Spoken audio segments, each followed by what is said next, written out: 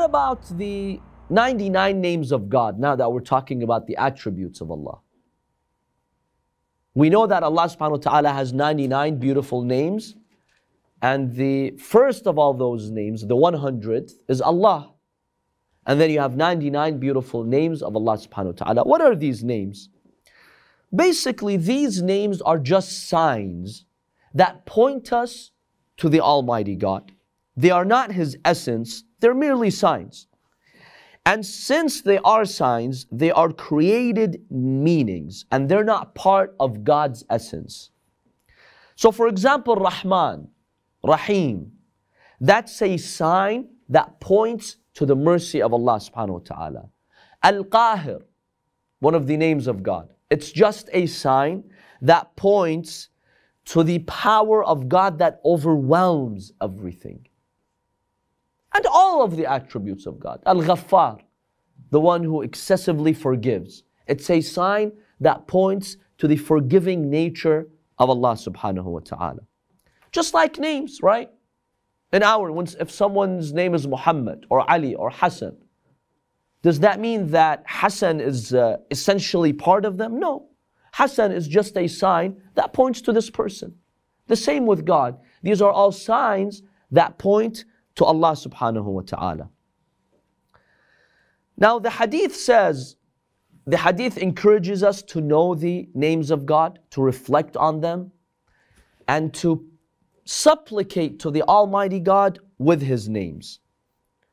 وَلِلَّهِ الْأَسْمَاءُ الْحُسْنَى فَادْعُوهُ بِهَا. The Holy Quran says Allah possesses the beautiful names, the pleasant names. So when you pray to Allah subhanahu wa ta'ala, use those names. Call on God using these names. The hadith says the one who does that will enter paradise. Allah subhanahu wa ta'ala tells us that when you pray to me, use my names. And use the name that's appropriate to what you're asking. So if you're poor and you want money, say Ya Allah, Ya Ghani, for example. If you want rizq, say Ya Razzaq or Ya Raziq. If you are sick and you're asking Allah subhanahu wa ta'ala for healing, which one should you ask for? Shafi. Ya Allah, Ya Shafi, O healer, heal me, for instance. This actually increases the chances of your dua being accepted. So whenever you're supplicating to Allah subhanahu wa ta'ala, examine your situation, see which name of God fits what you're trying to ask, and ask Allah subhanahu wa ta'ala using that name. This brings you closer to God, and it increases the chances of your dua being answered. So when we are talking about using the names, are we supposed to use them in Arabic or any meaning? It's highly recommended to use them in Arabic, but you can do so in any language. That's fine. We can translate the names of Allah subhanahu wa ta'ala. So you could say, O healer, or O Shafi. It's better to use the Arabic name because these Arabic names have been assigned by Allah Himself. We cannot, by the way, we cannot come up with names for God.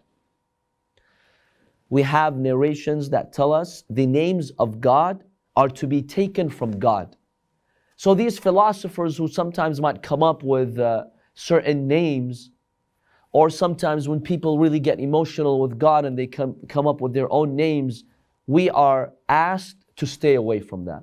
Some philosophers, for example, to describe their extreme love towards Allah subhanahu wa ta'ala, they refer to God as their ma'shuq.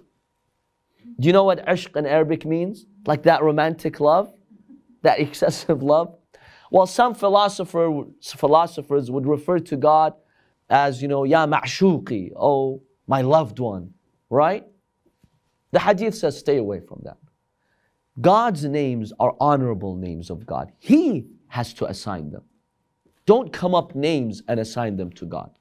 Take these names that Allah subhanahu wa ta'ala has mentioned in Quran or hadith and go by these names. We are not allowed to come up with our own names for Allah subhanahu wa ta'ala. So if we pray to Allah by all of these names and we know their meanings, the hadith says Allah has promised that He'll take you to paradise. Now, Why did we mention in the beginning that names are just signs and they're not part of God's essence? Because some other schools of thought believe that the names of God are part of His essence. And when they worship God using these names, they worship the name itself too. And Imam Sadiq alayhi salam makes it clear that this is shirk. Because God is not the same as His name. The name of God is created. It's just a sign that points you to God. So if you worship the name and you worship God, the meaning of that name, right? Then you've committed shirk, because now you're worshiping two things.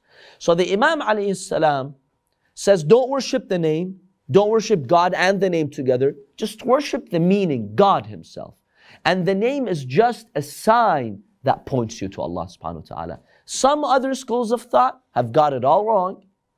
They erroneously thought that these names are part of God's essence, and that when you worship God, you worship the name as well. So the name Rahman, you worship it. The name Qadir, you worship the name, because it's the name of God, and the name of God is part of God. That's ridiculous and nonsense. The Imams have made it very clear that these names are not to be worshipped. Some people go and do the Dhikr of any particular name of Allah. Like, Ya Razak, is that okay? What you're saying? Yes, to do the dhikr of Allah subhanahu wa ta'ala a number of times, that's completely okay, because you're using one of the names of God and you're just asking Allah subhanahu wa ta'ala. For example, the one who's financially struggling, it has been proven that if you say 360 times Ya Razzaq, O Sustainer, Ya Razzaq, Allah subhanahu wa ta'ala will financially change your situation and He'll give you rizq. So yes, it's recommended to invoke the dhikr of Allah subhanahu wa ta'ala like that. That's absolutely recommended, and we should be doing that. Definitely. Now we can't come up with our own dhikr and say to the people, oh, if you say 178 times this, like some people make up. No. Don't make up numbers. Either take the number from a hadith, if the hadith mentions it, like 70 times say this, 110 times say that. Either take it from the hadith, or just keep saying it without any specific number. But to make up our own numbers, we should stay away from that. Or to make up certain days. Like if you say this dhikr for 30 days or 40 days or 70 days, then you will get this hajah. We should keep away from that too, unless there's a hadith about it.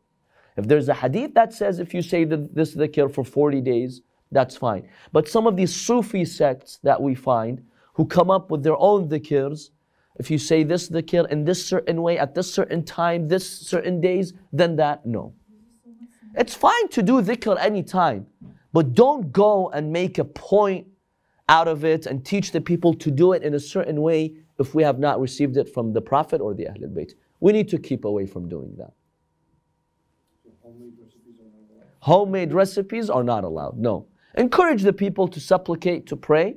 If there's something from the hadith, yes, spread it and teach the people. But just to make up things, don't. And these days, unfortunately, one of the problems that we have is this plague that we find on WhatsApp, where you get these messages every single day. Someone's forwarding it to you. Read this dua in this certain way 10 times or 11 times or whatever. And you have to forward it to 10 other people. And if you do, this happens. If you don't, this happens. This is all nonsense. If it's not from Ahlul Bayt, and most of it is not what you see on WhatsApp, then don't forward it. Don't spread, this ignorance and forward it. Because that starts to weaken the faith of the people. When we make up our own recipes and then they don't end up working, right? People will start doubting the rahmah of God and the power of God. They feel as if their hajat, their needs are not being answered. We only stick to what comes from Ahlul Bayt, peace be upon them. Yes, if there's a dhikr, say it, that's fine. Some of it is okay, but some of it is just made up. And sometimes some of it is even wrong. Because when you make up your own dhikr and your own dua, right? Some of those people who made these du'as, they're not aware of exactly what this word means, whether it's appropriate to address God using these words. And that ends up insulting the status of Allah subhanahu wa ta'ala. So when it comes to these issues, be very careful. Anytime someone forwards something like that to you, ask them, what is the source? Is there a reputable book that mentions this? Is there a hadith that mentions this? Don't come up with your own recipes. Yes, if someone's suffering, someone is ill, they need dua, alhamdulillah, we have hundreds of hadiths from the Ahlul Bayt. They teach us how, what to say, how many times, when to say that. We don't need to make up our own recipes. And there are some people who have ill intentions, who have a full-time job on social media spreading these issues. We need to be aware of them. So whenever you get stuff like that, if you're not sure what the source is, do not forward it. Yes, if they're asking you to pray for someone, pray. Recite Surah Al-Hamd, أَمَّنْ يُجِيبُ الْمُضْطَرَّ إِذَا دَعَاهُ, some other du'as that we find in Mafatih al-Janan and in other books of supplication that, grant recovery for the one who's ill. But don't make up your own recipe. Don't spread recipes that you're not sure of. That's something that we have to be cautious about. Because when it comes to the Almighty God and addressing the Almighty God, there's an etiquette. There's a proper etiquette that we have to follow. So it's important that we observe the status of God when we talk to Allah subhanahu wa ta'ala. So any questions on any of these attributes that we have discussed so far? The next attribute, did you have a question? Yes. When we were talking about worshipping Allah and worshipping His name, could you elaborate more on that? Like give an example, maybe we could be doing it too so that we refrain from it. So basically some of these schools of thought, when they would worship God using some of His names, like Ya Rahman, Ya Rahim, in supplicating to God by saying Ya Rahman, they would actually worship the name Ya Rahman. Ya Rahman, Rahman as a name, they would worship it. And they would worship Allah subhanahu wa ta'ala and worship His names, because their philosophy was that these names are part of God, so we can worship them and we're worshiping God. That is something the Imams warned about. Don't worship the names. The names are just signs. You're only worshiping one essence. All these names, Rahman, Rahim, Ghaffar, Qahar, Malik, Quddus, Salam, Mu'min, these are all signs that point you to that essence. So I don't think that the followers of Ahlul Bayt do that. This is something that we find in other schools of thought where they make it a point to worship the name. When they're doing dua, praying, they're actually keeping in mind that they're worshiping the name too.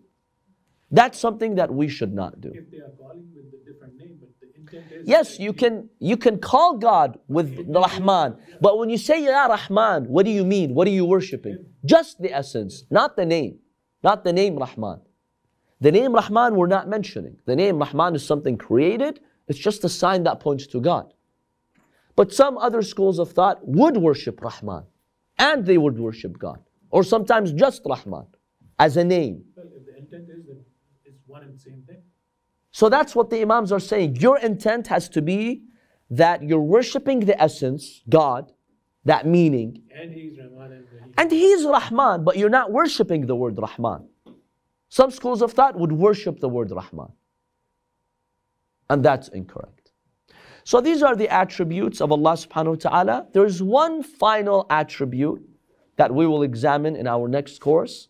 And with that, we end our discussion on Tawheed and the discussions on Allah subhanahu wa ta'ala.